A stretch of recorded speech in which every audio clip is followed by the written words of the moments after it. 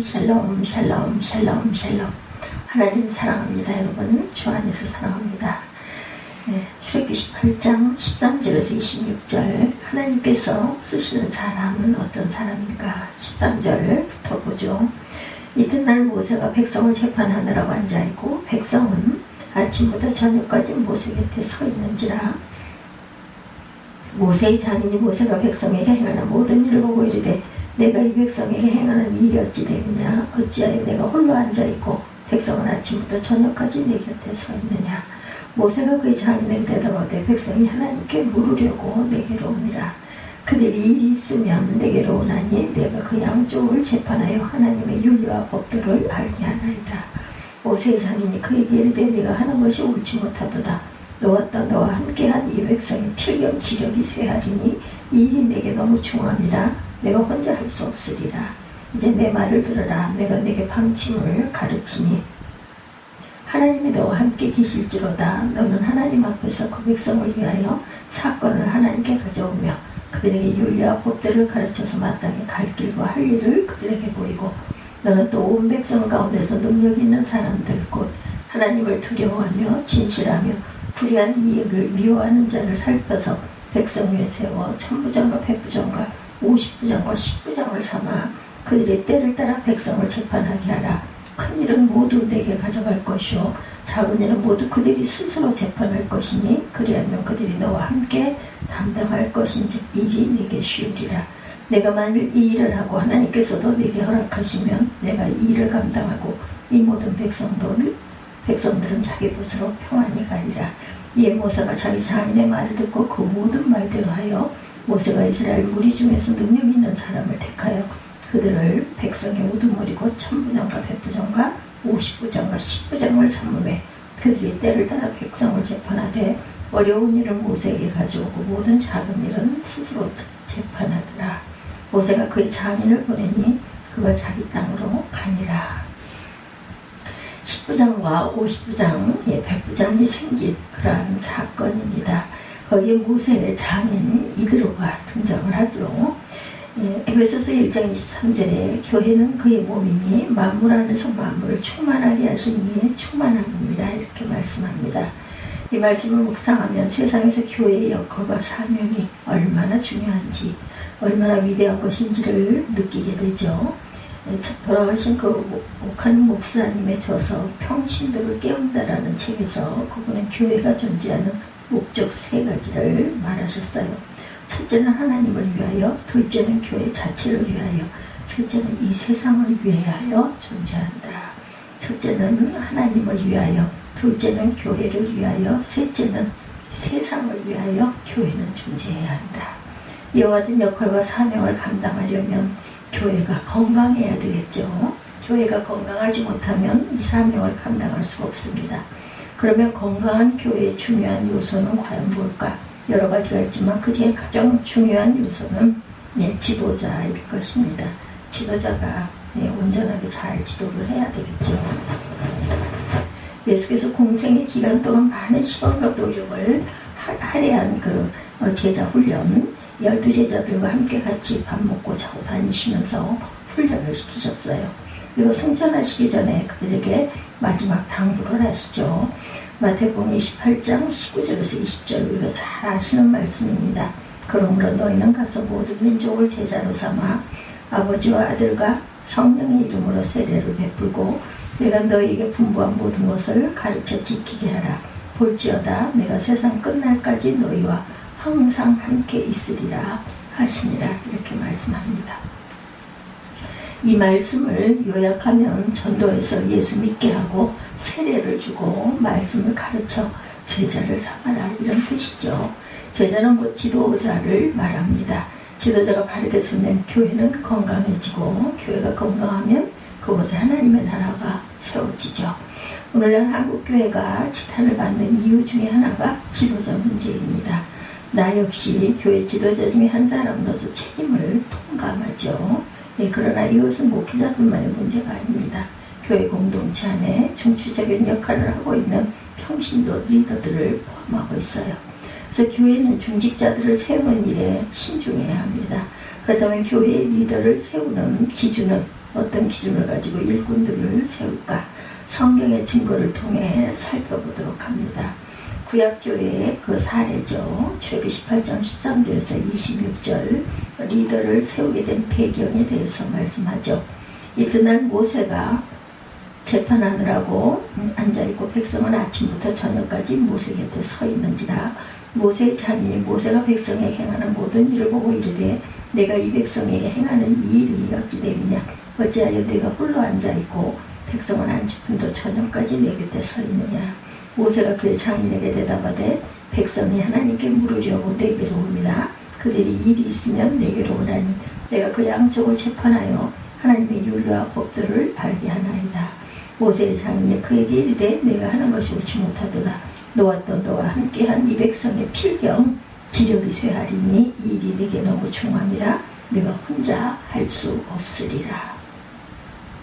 모세의 장인이 들어가 그 딸과 외손자들을 데리고 이스라엘 진영을 방문한 거죠. 하나님께서 행하신 놀라운 일들을 보고받고 다음날 사위되는 모세의 하루 일과를 지켜보았는데 이에 지쳐서 염려가 됩니다. 그래서 모세에게 충고를 하는 거죠. 너는 또 온 백성 가운데 능력 있는 사람들 곧 하나님을 두려워하며 진실하며 불의한 이익을 미워하는 자를 그러한 하나님을 두려워하지 않는 사람이 하나님의 일을 맡으면 문제가 심각해지죠. 그가 만약 회사의 사장이라면 교회를 회사 운영하듯 할 것이고 만약 그가 군대의 지휘관이라면 군대식으로 일을 처리하지 않겠는가. 하나님을 두려워한다는 말은 믿음 있는 사람을 가리킵니다. 진실한 사람, 진실한 말은 꾸밈이 없는 사람, 정직한 사람이라는 뜻이고 또 한 가지는 실행력 있는 사람을 뜻합니다. 정직하면서도 충실한 사람, 정직하지만 행동이 꿈뜨고 우유부단한 사람이 있고 능력 있게 일 처리를 잘하는 사람도 있어요. 또 그런데도 또 정직하지 못한 사람도 있습니다. 일 처리는 잘하는데 정직하지 못한 사람, 그런 사람은 안 되겠죠.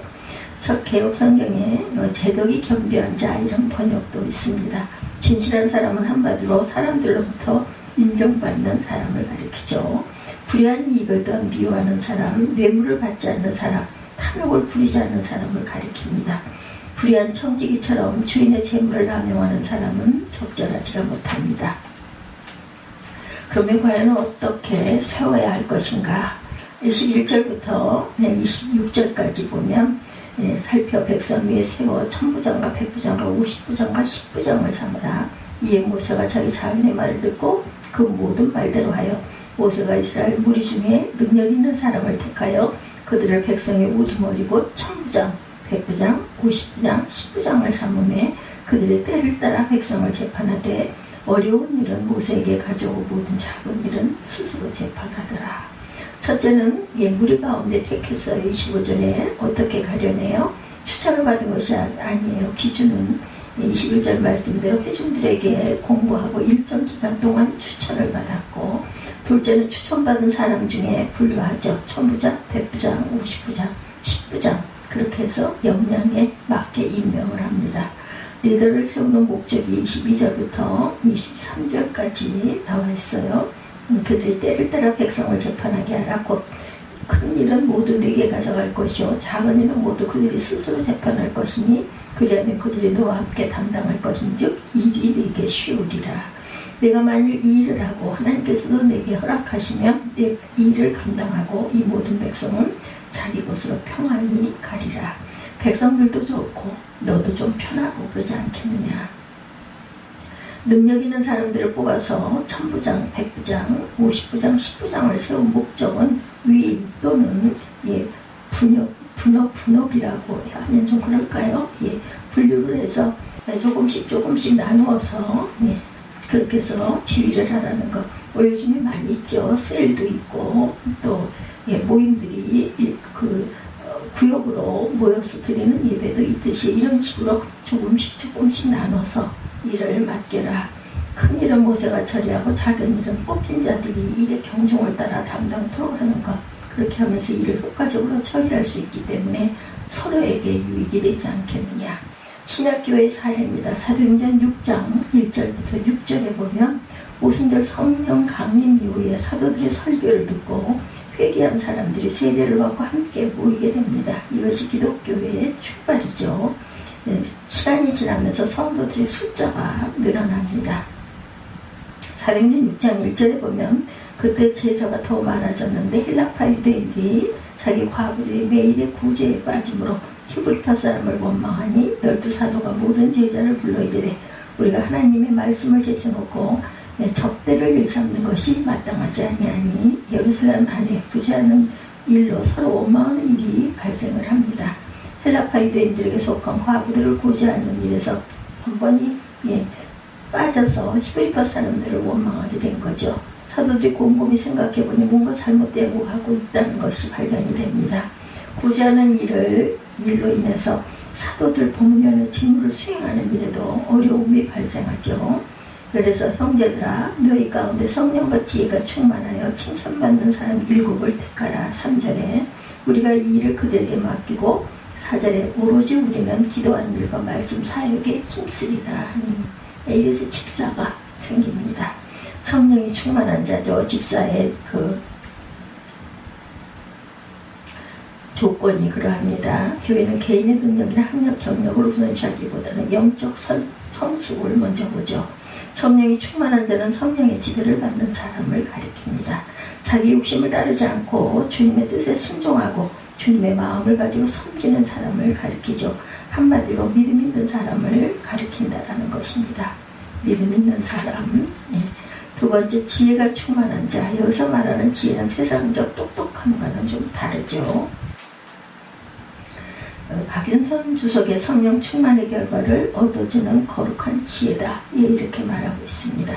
지혜는 사람을 해치는 지혜가 아니라 사람을 살리는 지혜, 주님의 뜻을 알고 그대로 따르는 지혜, 사리를 분별할 줄 아는 지혜를 가리킵니다.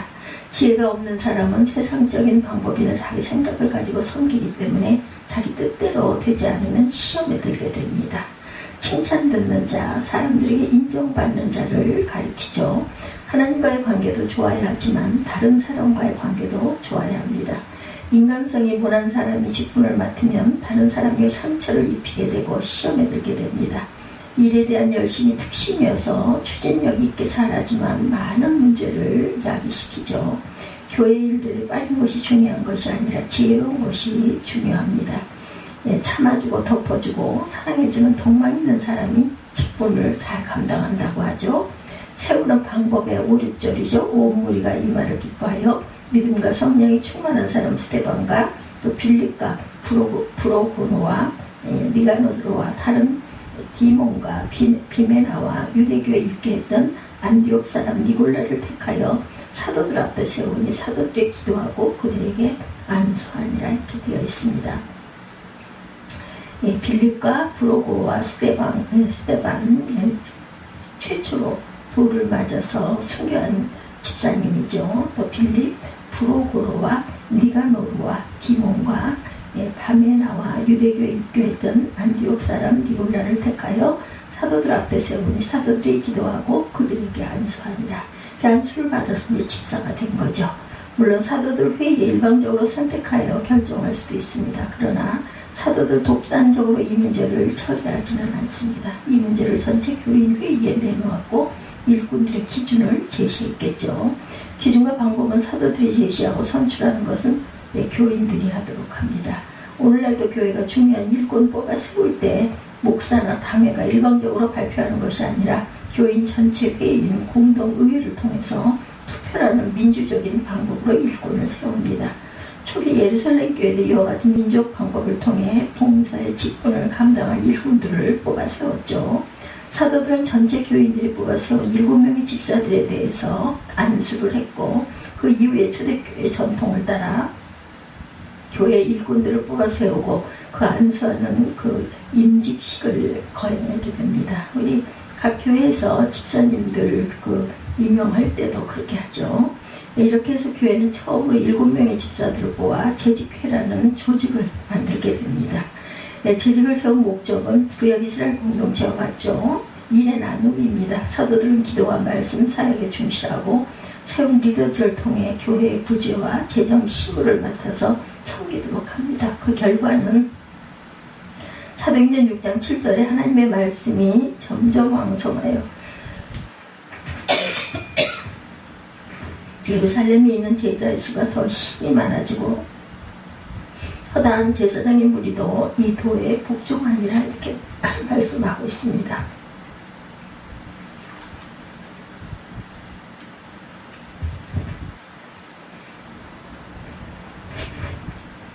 그래서 초기 교회 시대에 대해서도 한번 말씀을 알아보죠. 디모데전서 3장 1절에서 13절까지 내용에 나와 있어요. 초기 교회 시대. 바울이 서신을 디모데에게 보낼 때 이미 교회가 유대와 사마리아 그 지경을 벗어나서 소아시아와 유럽 지역에서 확장되었을 때 교회마다 일꾼들을 세워가는데 분명한 기준이 필요했던 것이겠죠. 감독의 기준을 보면 디모데전서 3장 1절부터 7절에 미쁘다 이 말이요 곧 사람이 감독의 직분을 믿으려 하면 선한 일을 사모하는 것이라 하미로다. 그러므로 감독은 책망할 것이 없으며 한 아내의 남편이 되며 절제하며 신중하며 단정하며 남네를 대접하며 가르치기를 잘하며 술을 즐기지 아니하며 구타하지 아니하며 오직 관용하며 다투지 아니하며 돈을 사랑하지 아니하며 자기 집을 잘 다스려 자녀들로 모든 공손함으로 복종하게 하는 자라야 할지며 사람이 자기 집을 다스릴 줄 알지 못하면 어찌 하나님의 교회를 돌보리요. 새로 입교한 지도자도 말진이 교만하여져서 마귀를 정죄하는 그 정죄에 빠지려 하며 또한 외인에게도 선한 증거를 얻은 자라야 할지니 비방과 마귀의 울매에 빠질까에 염려한다. 그러니까 은혜가 있고 믿음이 좋은 사람을 세워야 한다는 거죠. 감독의 기준은 무려 10가지의 기준을 15가지의 기준을 제시합니다. 여기서 말하는 기준은 당시 교회를 목양하는 목회자에게 해당된 것으로 이해하는 것이 적당합니다. 상당히 높은 도덕적 기준과 성품, 실력을 요구하고 과연 그 기준에 맞출 수 있는 사람이 몇이나 될까 하는 생각이 듭니다. 오늘날 목회자에게 적용되는 기준이겠죠. 왜냐하면 교회를 잘 이끌어갈 지도자이기 때문에. 그래서 대학을 나오고 신학대학원에 3년의 수련과정과 2번의 시험을 거쳐야만 목사가 되죠. 그런데 이 기준은 어느 정도 장로들에게도 적용되는 기준이기도 합니다. 장로를 선출할 때 이런 사항들을 참고로 기준을 세우기도 합니다.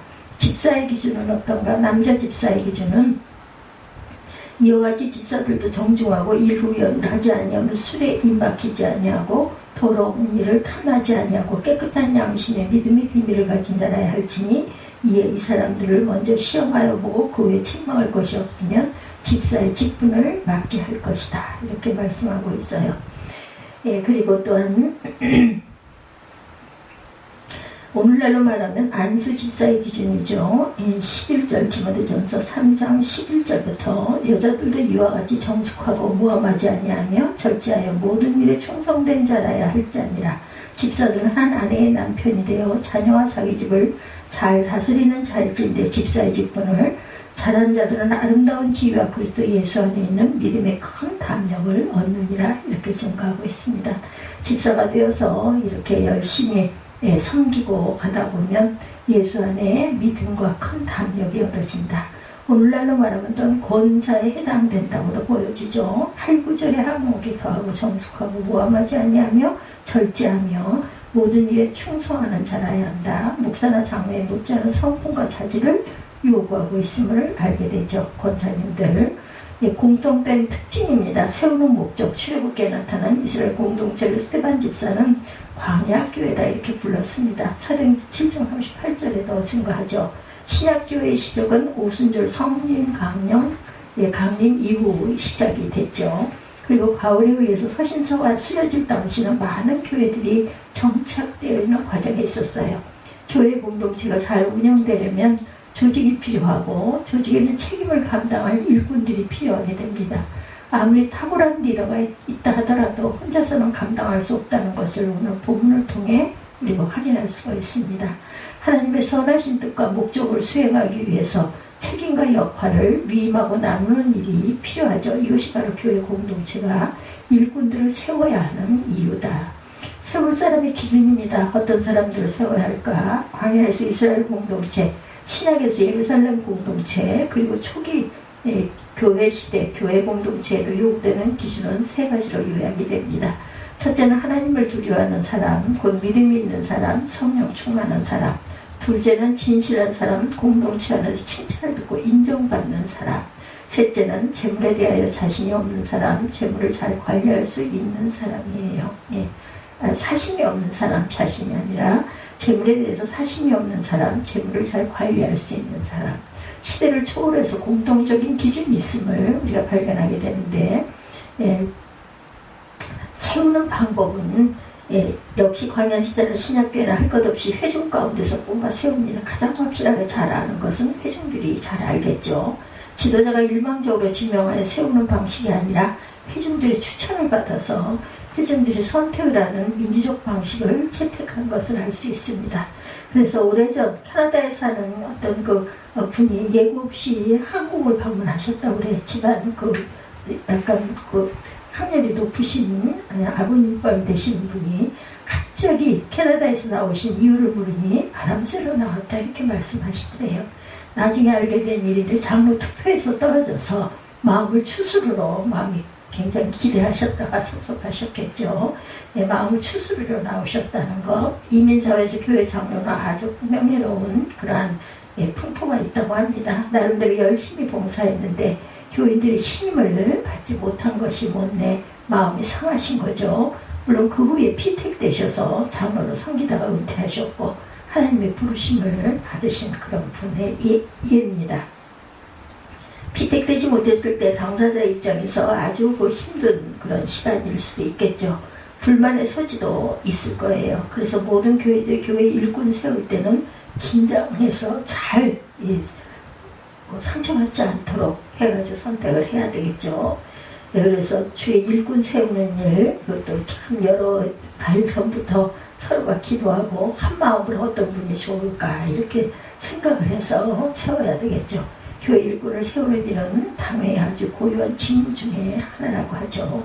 나름대로 기준을 세우고 자료를 준비하고 점검하는 과정도 길고, 그러나 투표 결과를 받고 나면 잠시 동안 당황하기도 합니다.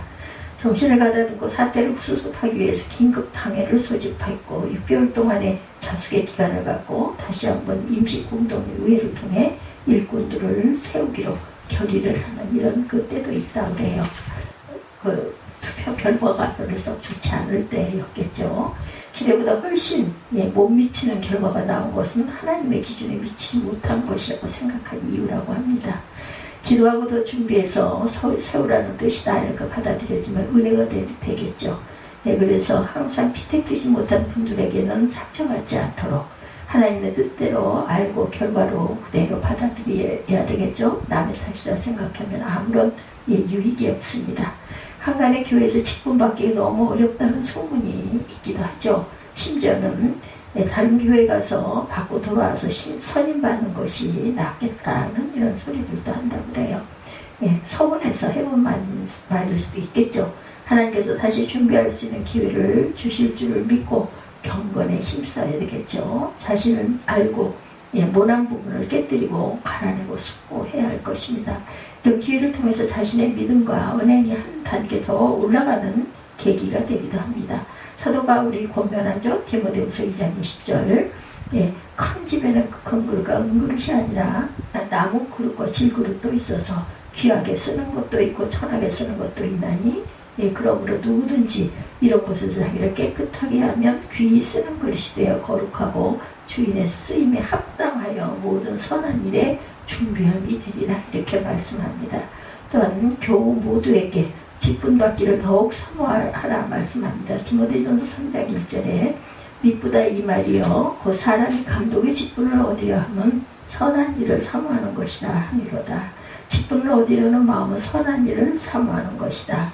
나의 재능과 나의 재물을 모습이 어떻게 쓰는 것이 합당하다는 것을 아는 사람이어야 한다. 시편 기자는 이렇게 노래합니다. 84편 10절에 보면 주의 공정에서의 한 날이 다른 곳에서의 첫날보다 나은즉 악인의 장막에 사는 것보다 내 하나님의 성전 문지기로 있는 것이 좋사오니.